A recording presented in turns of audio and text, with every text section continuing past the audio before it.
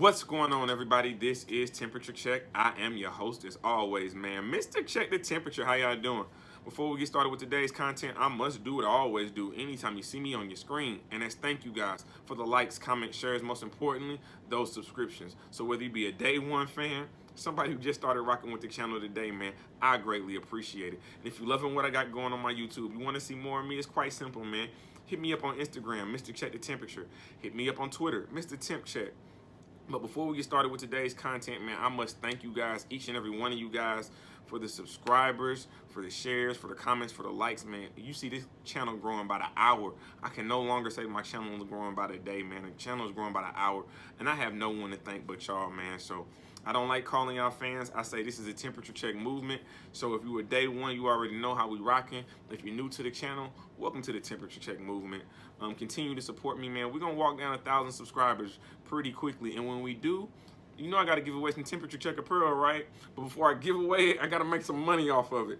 So temperature check apparel will be dropping this Friday, man. I will have the items in my possession. Thank you for any and everyone who has pre-ordered, and if you're thinking about pre-ordering, please get with me as soon as possible. Hit me up in the comment sections, hit me up in my DMs. People that have pre-ordered, they're not just buying a single item, they're buying multiple items. Multiple hoodies are being bought, multiple hats are being bought, man. So if you're interested in a hoodie, we got red, black, light gray, dark gray. If you're interested in a hat, we have the red temperature check dad canvas hats with the temperature check black stitching on the back of the hat, kind of similar to a polo style hat, man. So we got a lot of good stuff that we working, but the only reason I'm able to do this much is because of y'all. So at the end of the day, I gotta thank you guys for everything that y'all doing for me, and I'm gonna continue to provide great content, man. But let's get off into today's topic. So what I always say about temperature check, it is an infinity entendre. Simply put, it works for every single scenario you can think of. And so the topic that I want to talk about today, I just want to talk about being a father, man, and being a father specifically to a daughter, and kind of talk about my experience leading up to my child being here and what I've kind of gone through since then. And I'm gonna drop some information and some facts that you guys can fact check me. I'm sure you will. But just I wanna, before I start this video and really get in to the topic, if you are a parent, man, I just want to salute you and thank you for everything that you are doing for your child. It is not easy to be a parent, man. It takes a great amount of sacrifice, a great amount of selflessness, and at the end of the day, no matter if your child has on Jordans or they got on Skechers, man, if you are able to put your child to sleep with food in their belly, a clean diaper if they have it, if not, if you're able to put your child down safe and sound at the end of the night, and you are also safe and sound, that's the only thing that you are expected to do. So salute to you guys, mothers, fathers, salute. Yeah, I just can't thank y'all enough, because I understand the struggle, man. I certainly get it. And so I just want to kind of give you guys a little backstory about me. So I don't come from a broken home. I've been blessed that my parents are still married. They've been married for 30 plus years, and I'm super thankful and super appreciative for that, because I have been able to see what the Huxtables look like in real life. A lot of people in the neighborhood, they called us the Cosbys, or we were the Winslows, because we were one of the very few two-parent households in our neighborhood. And that was something that I took great pride in, all the way, even up to college. That was one of the things my friends always said about me, even now. But I understand everybody's family dynamics are not mine. So whatever your family dynamics are, just be thankful for them. But obviously, having an African-American daughter, man, it's the most important job that I have, is being a father, but specifically to a daughter. You know, obviously there's a lot of health risks. First and foremost, there are so many health risks involved with giving birth as an African-American woman. I'm going to throw out two facts, two quick facts, and then we'll get into the story. So first off, today we're going to talk about postpartum preeclampsia. Yes, at that time when she got pregnant, she was my girl. She's now my wife. We dealt with post preeclampsia. And that is a rare condition that occurs when you have high blood pressure and excess protein in your urine soon after childbirth. Preeclampsia is similar condition that develops during pregnancy and typically resolves with the birth of a baby. Fact number 2 I want you guys to take away from this video. African American mothers are dying at 3 to 4 times the rate of non-Hispanic white mothers. And infants born to African American mothers are dying at twice the rate as infants born to non-Hispanic white mothers. So if you are able, again, just to bring a child into this world, you have accomplished a phenomenal feat, man. I do not take that lightly whatsoever. So again, thank you to each and every one of you mothers. If you're a single mother, obviously, I'm definitely praying for you. If you are a 2-parent household, whether you're together or you're co-parenting, man, salute, man, because at the end of the day, it's all about that child. It's all about making sure that that child has whatever they need, not what they want, because they're going to want a whole lot. My daughter's only 21 months. I promise you, she wants a whole lot. She has a thing right now. She wants a measuring tape. She like, it's just what it is. But she has her needs. Her needs are always met. And so again, like I said, at the end of the night, if you're meeting those needs, that's the only expectation that could be asked of you. But I'll give you a background about who I am. Again, 2-parent household. So I've always wanted to be a dad. I've always seen myself being a father and raising a son. To be perfectly honest, I always thought I was gonna have a son. Every sibling that I have, their first child was a son. So why would I think I was any different? But of course, you know, somebody got to break the mold. Why not Mr. Check the Temperature, right? I do everything else that's original. Why not start with that as well? So I remember when I found out I was having a daughter. Again, as excited as I was about being a parent and finding out that we were pregnant, the moment I found out I was having a daughter, I wish I could have said I reacted better. But I didn't. I didn't give that run around the house reaction. I didn't know what to do. Honestly, I was scared. I was terrified. I was terrified about having a daughter. And you immediately go back in your mind and replay all the interactions that you've had with all the women that you've interacted with throughout your entire life. You know what I'm saying? From adolescence to teenage years to young adult to full-fledged adult. You go through and you replay a lot of those interactions. And I'm not an angel. I definitely made my mistakes with certain women, and I know I've hurt certain women. And that comes with maturity, understanding that I made my mistakes, but I've definitely learned from them. And how I plan on applying the lessons that I've learned is by teaching my daughter, man. So for any of you guys that got sons out there, my daughter gonna know the game. I promise you. She's gonna be so thorough in the game. When your son try to approach her, she gonna be like, my dad told me you was gonna say that. That's the type of energy my daughter gonna be bringing, man. Bunny the bully, man. That is my world. That is my heart. That is the reason. That is the reason I do this. That's the reason I started this channel, because I wanted to create generational wealth. That is the reason I started the clothing brand. I wanted to create generational wealth. So everything I do, man, it's a legacy that I'm trying to leave for my daughter. I don't want my daughter to ever want for anything. She gonna have her needs met, but I don't want her to want for anything. If I have the ability to give it to her or go get it, I want to be able to do that. So again, I was scared. Obviously, you look at your past relationships and how you've dealt with females, and that definitely plays a part into that fear. But you know what I'm saying, rest in peace to my sister. She was able to calm me down when I called and told her. I said, hey, you know what I'm saying, we missing something. I got the results, and we are missing a piece. And I told her how nervous and how scared I was. She calmed me down, and she said, I ain't gonna give out my real name, but Mr. Check the Temperature. You know, you know how well you do with my daughter. So why would you not think you're gonna do well with yours? And you know what I'm saying? In that moment, a light bulb went off. I said, you know what? You're right. I can do this. I can do this. I can absolutely do this. And so from that moment on, man, it was a different type of hustle, man. Anybody who knows me, when I found out I was having a child and word got out that I was having a child, a lot of people said they seen a change in me. A lot of people they seen me mature really quick. You know, I've always heard the quote that a woman becomes a mother the moment that she's pregnant, but a man becomes a father the moment that he sees his child. Well, the moment I saw my child was the first ultrasound, because when that first ultrasound happened, man, I just remember just crying tears of joy. I'm talking, that was the first time ever I've cried because I was happy. But I cried tears of joy like a baby. And I just remember just thanking my girl at the time, like, you have given me the greatest gift you could ever have given me. You have made me a father. Thank you, thank you, thank you. And in doing so, man, it turned on my hustle. It turned on a different type of motivation. So you know what I'm saying? I was already officiating. I already had a part-time job. I already had a full-time job, but I was looking for another full-time job. I would really wanted to make sure that my family was secure. You know what I'm saying? Financially, we was secure. We had somewhere to live, so we was good there. But it was about stacking money, and because I didn't know how much the children, how expensive they were, but I knew they were expensive.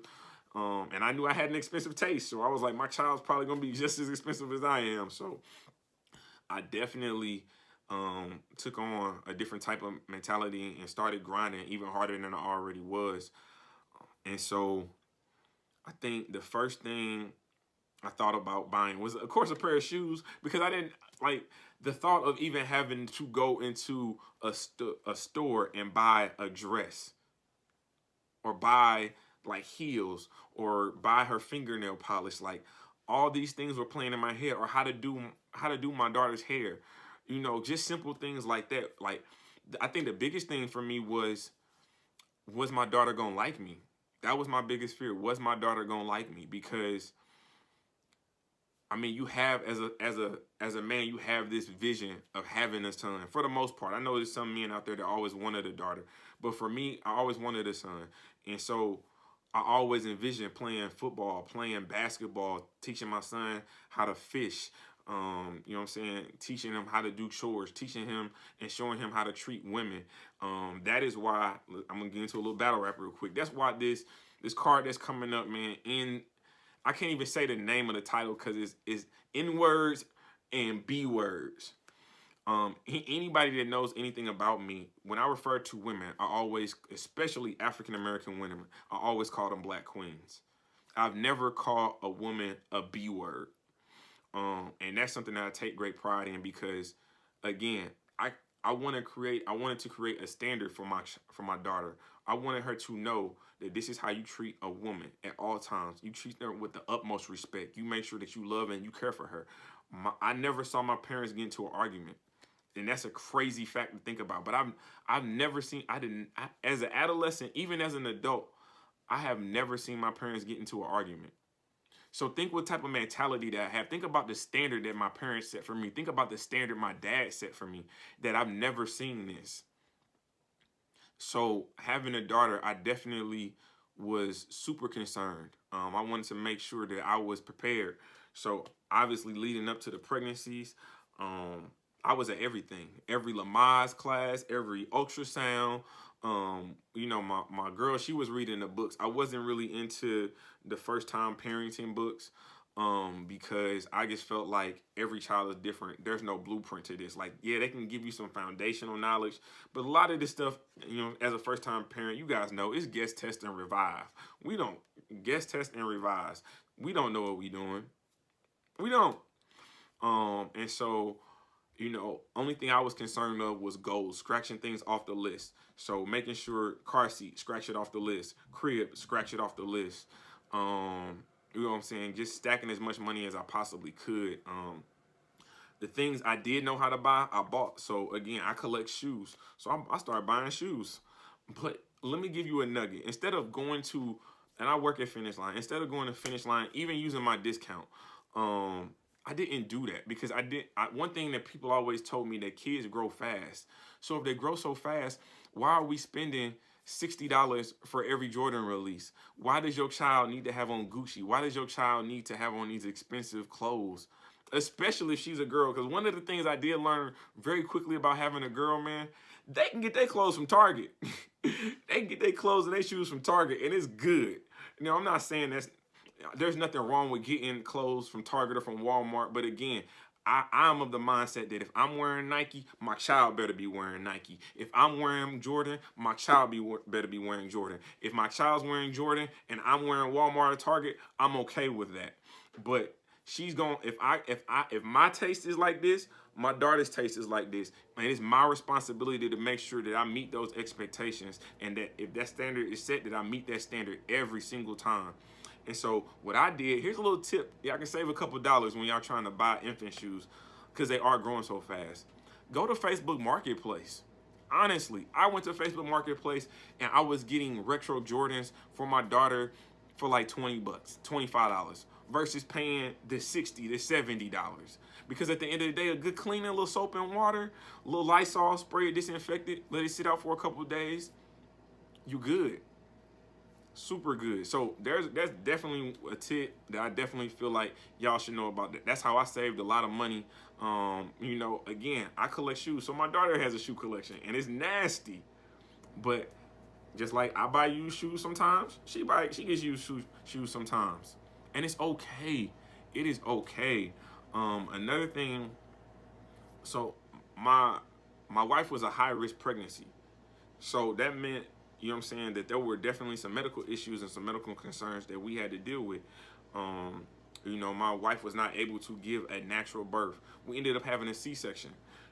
And when a woman has a C-section, I mean, they cut the stomach open and they're pulling the baby out. So you gotta get that stitched up, you gotta get that stapled up, what have you.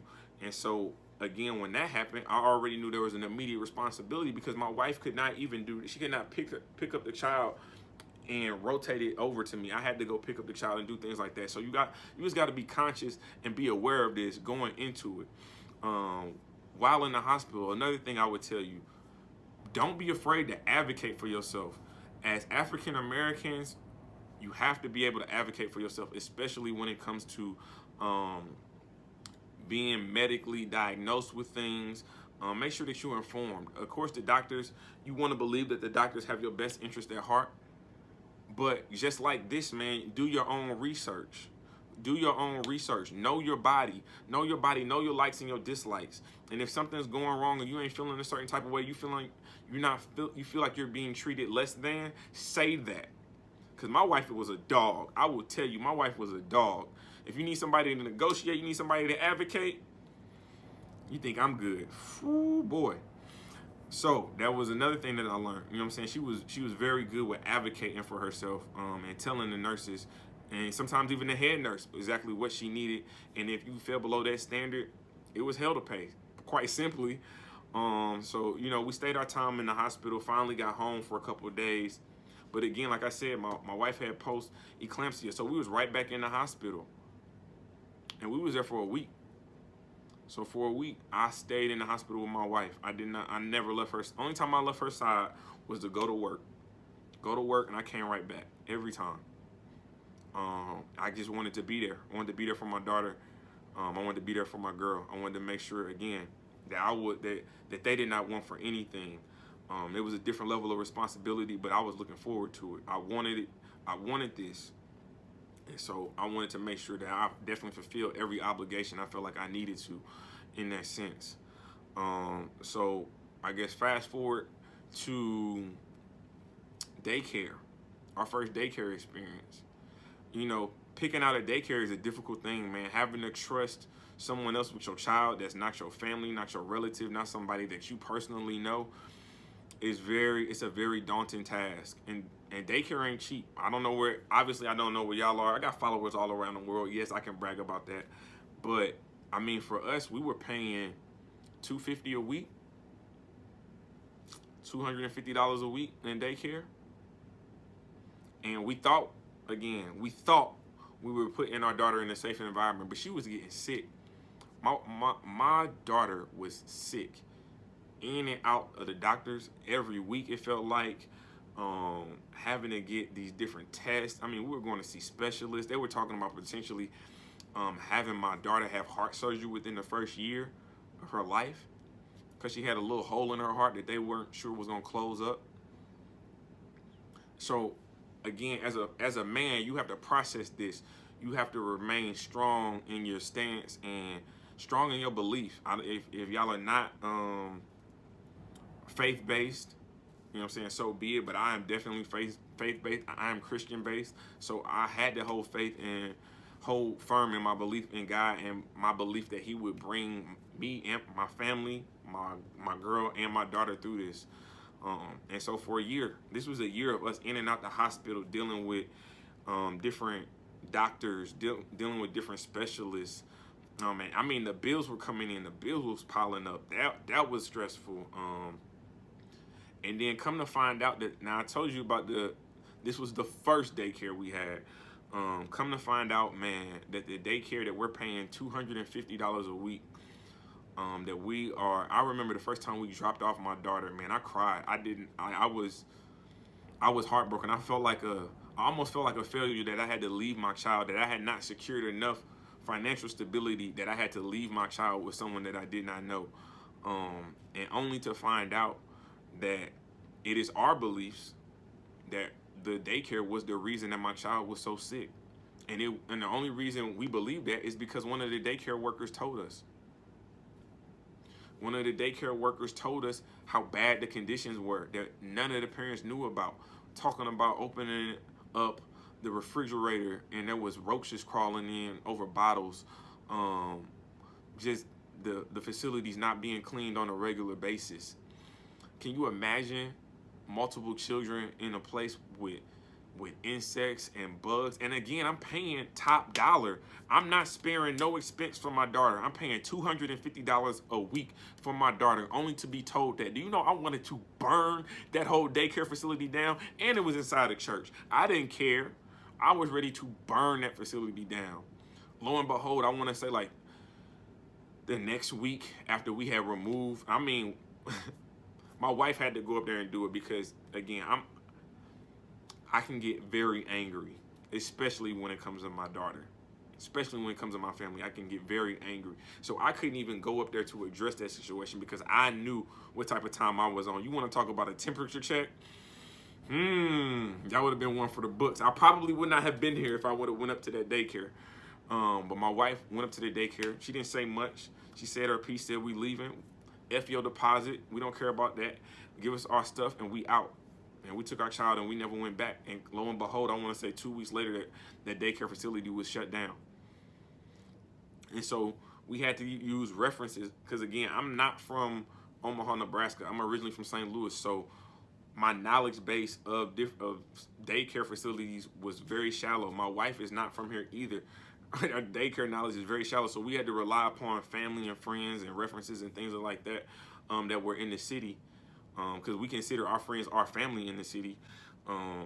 We had to rely upon those resources to find adequate daycare for our child. Now, the daycare we have right now is amazing. We don't have no problems with them. We get update pictures, all that type of stuff. Man, my daughter's, she's well now. You know what I'm saying? The heart condition cleared up. Miraculously, everything got better once we got her out of that daycare.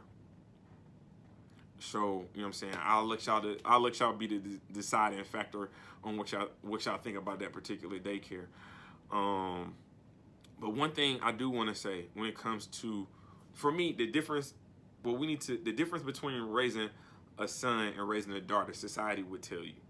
Society tells us as men that we're not supposed to have too many emotions, right? The only emotions really society tells you as a man, especially an African American man, you can have is anger and being happy. You can't be sad. You can't be emotional. You can't cry. Men don't cry. That's what we're told. Men don't cry. And men have to be tough. You have to raise your son to be tough. Well, I will tell you this. For me personally, I think being a girl dad will make me a better father and will make me a better father if I'm so blessed to have another child and it is a son the next go round. Because I am so in tune with my daughter and her emotions. So I'll give you an example, right? So let's say, a boy falls on the ground. Typically, what do you hear typically? If they're crying, oh, wipe them tears off. You ain't gotta cry. You all right. You all right. It's a little dirt. Just rub that off. Keep it going. Why do we tell our sons that? Why do you tell your sons that? Because you know all you're doing is creating emotional communication issues for them that they're going to have to deal with later in life, right?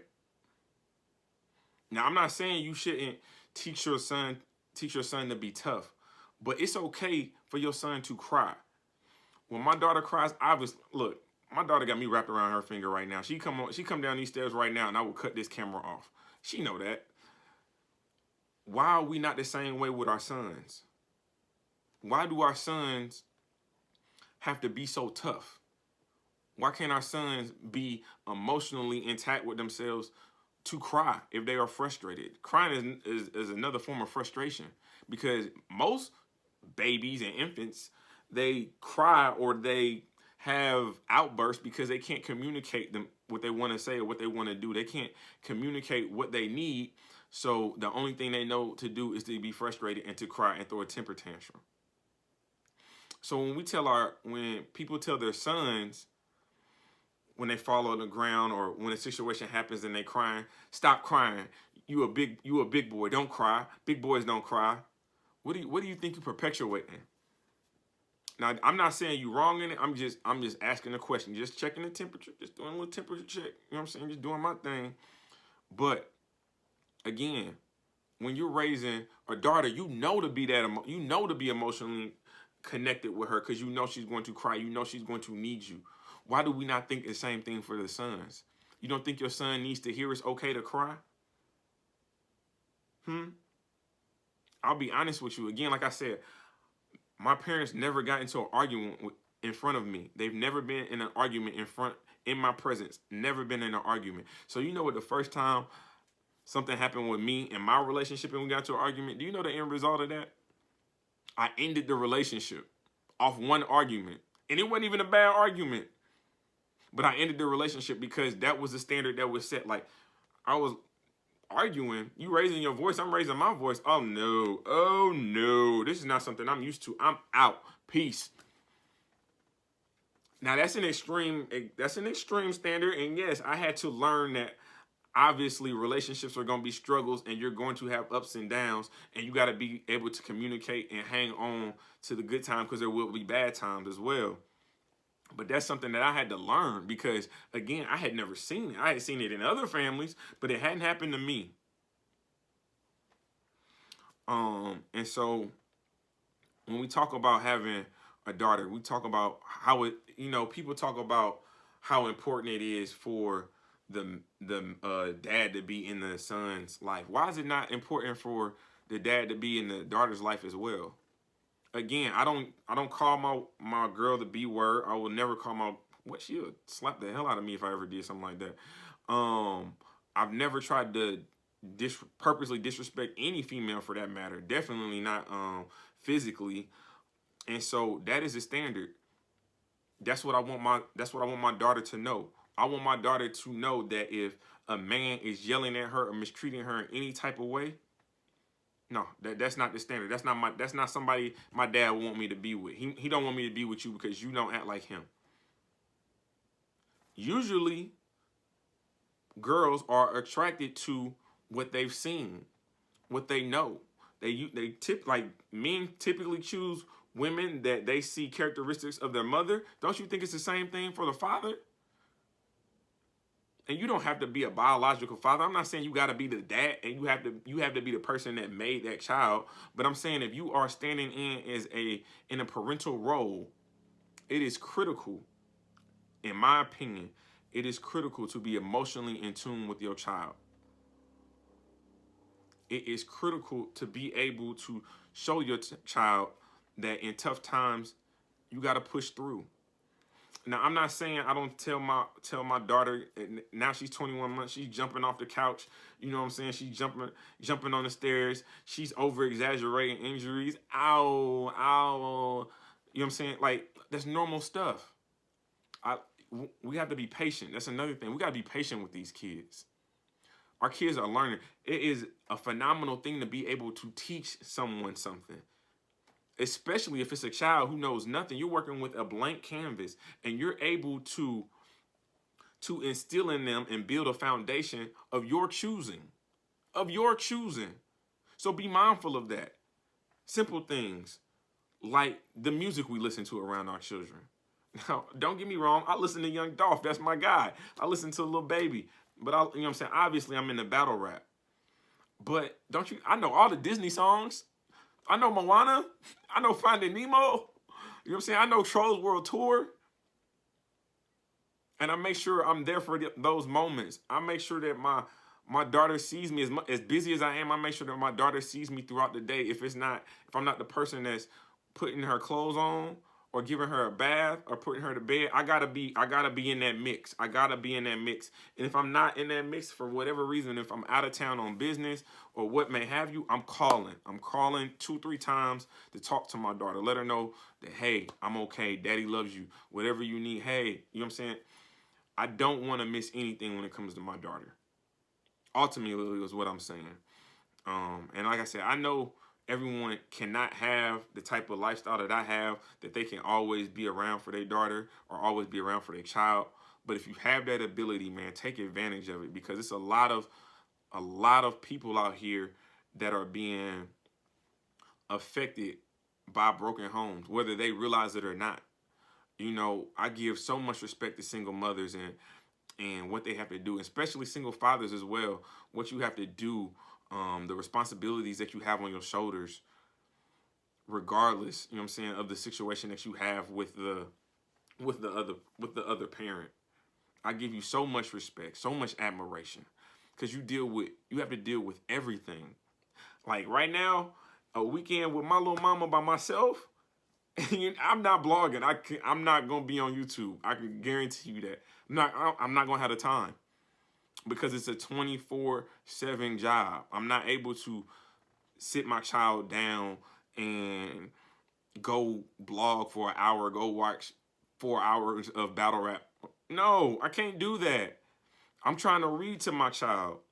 I'm trying to take my child outside on a walk. I'm trying to, you know what I'm saying, help my child learn new things. I'm just saying. Again, this is just me saying this. But it is an honor and a pleasure to be a girl dad, man. And like I said, I feel like emotionally, I have grown a lot. I have learned to be okay with crying. I obviously, with everything that happened with my sister, my daughter got to see me cry a lot. And I was okay with her seeing that, because she does need to see that. Women, here's your man will be broken at some point in time. He will be low where he's crying.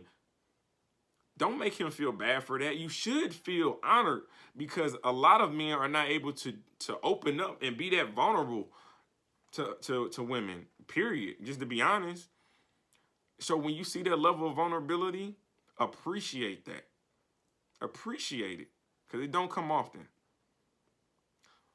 But like I said, man, my daughter's 21 months now. And obviously, just in 2020, dealing with COVID, man, like, I have to make wise decisions. I don't go outside much. I go do what I have to do, and I come back home. I don't go to clubs. I don't go to bars. I don't go to parties. You know what I'm saying? I don't do unnecessary things, because I have to protect my child. More so, even with my family, I've had to make tough decisions. When we gather, hey, when the last time you got COVID tested? Are we wearing masks? Like, what's the agenda here? Like, what we doing? You know what I'm saying? I'm very methodical. If I drop my child off with you, understand you about to get a list of things that my child needs. And look, you ain't gonna need to feed her, and if you do, I already got that in the Tupperware. I'm gonna let you know her do's and her don'ts, what she like, what she don't like. You will be equipped to handle the bully if you are lucky enough to be responsible for her. So again, that's just my topic for today, man. I just wanted to really talk about being a father and how important it is to me and how blessed that I am to be a father. I hope everybody that is watching this, that has viewed this, and that is a parent, I hope that you are just enjoying the moments, because they growing fast, man. Looking back at the picture I put on Twitter, just promoting this topic, my daughter don't look nothing like that. My baby bald in that picture. I mean, she kind of bald headed in that, but we got ponytails, baby. You know what I'm saying? I can put a little pigtails. That's another thing. I take great pride in wanting to learn how to French braid my daughter's hair. I know how to plait, but I want to learn how to braid and do my daughter's hair. Learn how to do my daughter's nails. I do not want my daughter to leave the house looking unkept because her mom was not there to do her hair or her mom was out of town on business. As much as responsibility, that's a great responsibility. I'm learning how to do pigtails. Hey, my daughter's bun game is nice. I'm telling you right now. I can do a very nice high bun for her. But again, man, I just enjoy it. I hope that you enjoy being a parent. And if you are so lucky to be a parent, if you're not, man, definitely take in the moments and just enjoy the ride because it's quick, man. 21 months feels like 30 seconds. But this is Temperature Check. I am your host as always, man. Mr. Check the Temperature. Like, comment, subscribe to the channel. And like always, we just getting started.